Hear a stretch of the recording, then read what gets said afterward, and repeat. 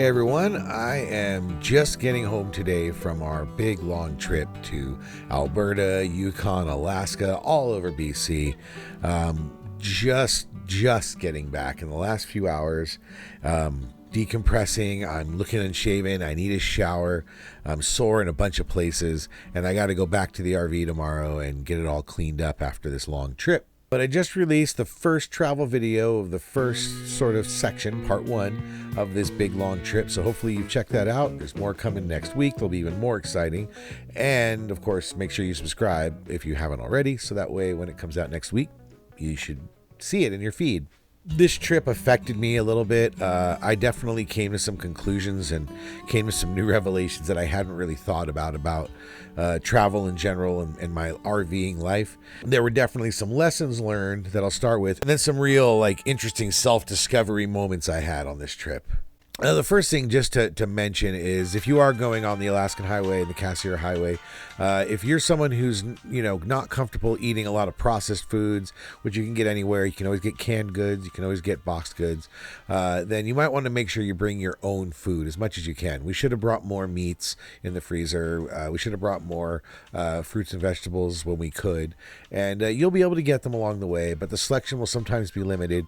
And if you're used to shopping at the edge of the store, just getting fresh produce, fresh meats, non-frozen goods, you might be challenged. So make sure that you're bringing enough extra food, plus bring some spare food in case you get stuck or something. So we also had some spare, big Costco box of granola bars and things like that we never touched, that were just sort of just in case foods.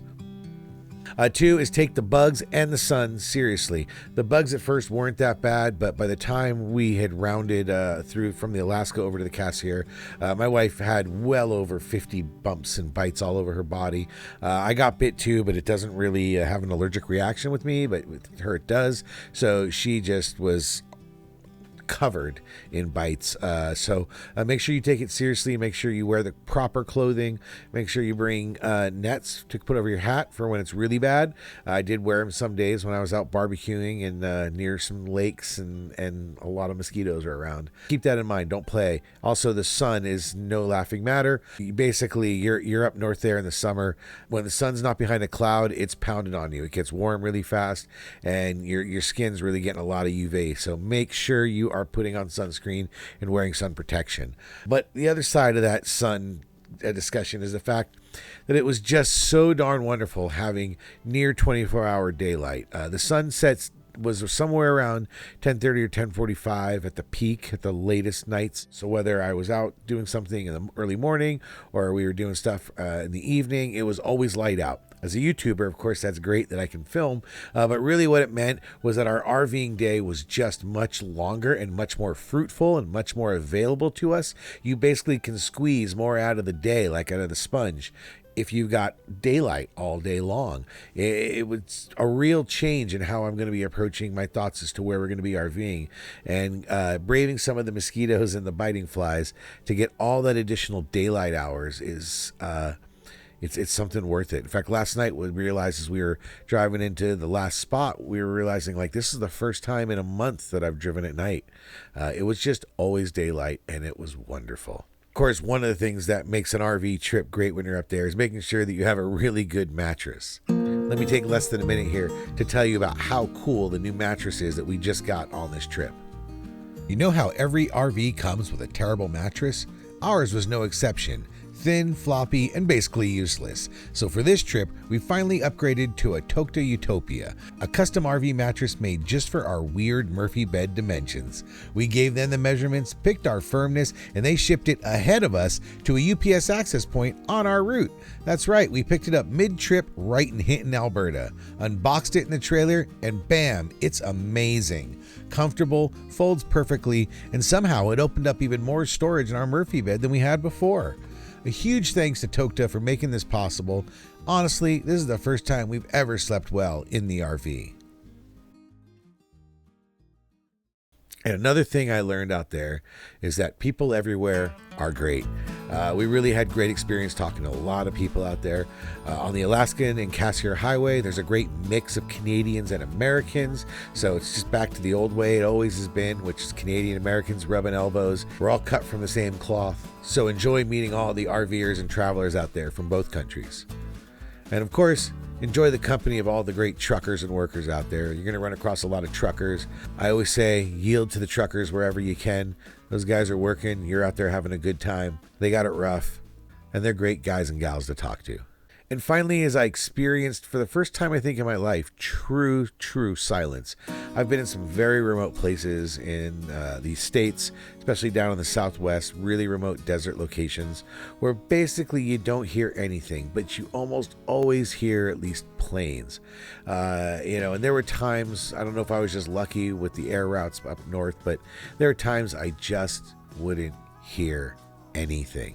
And the contrast that I got on how loud things get, that you don't realize it. We were sitting near the roadside, no cars were around, and off in the distance, like a kilometer away, you slowly start to hear the roar of a single truck coming, and you hear it coming for a good near minute, until finally it's on you and it comes swooshing by as it heads off in the distance.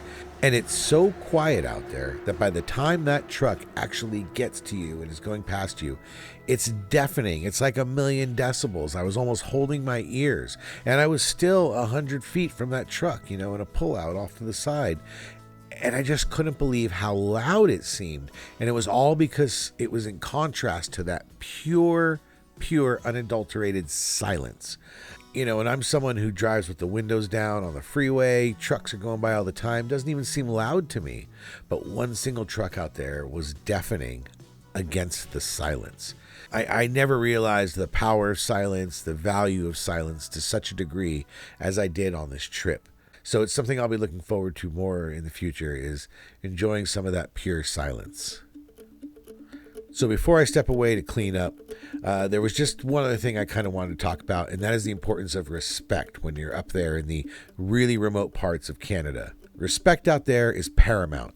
Make sure that you respect the Indigenous people of the area. At times, you're going to be in Indigenous towns, you're going to be in Indigenous businesses, and it's important to be respectful of the Indigenous people. Maybe even a little extra respectful.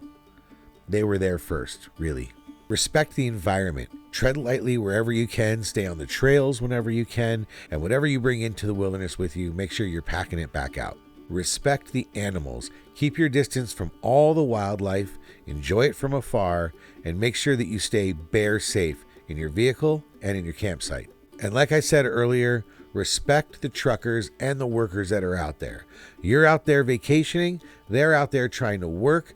They're trying to either get to work or do their work or get home after work. And they don't need your RV in the way. And whenever you can and it's safe and proper, give them the right of way, yield to them. Let those folks out there that are working get on with their day. So that's about it. It's time that I go get cleaned up. Like we always say on this channel, get busy living.